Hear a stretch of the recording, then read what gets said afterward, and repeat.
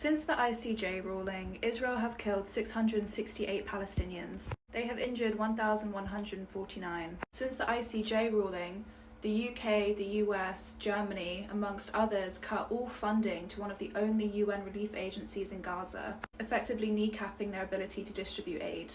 Since the ICJ ruling that said that humanitarian aid needed to get in and that the situation was dire and that millions were literally starving, for the 5th day in a row now, Israeli settlers have stood outside the gates at Rafah, blocking any aid coming in. Since the ICJ ruling, IDF soldiers dressed as doctors and patients and elderly women raided a hospital in the West Bank, executing 3 young men in their hospital beds. One was paralysed and asleep after he'd already been hit by an Israeli airstrike. Since the ICJ ruling, Israel have attacked several hospitals, severely impeding their ability to give medical aid or help anyone. And since the ICJ ruling, Palestinians have been held, handcuffed and blindfolded, and some have found them in rubbish bins.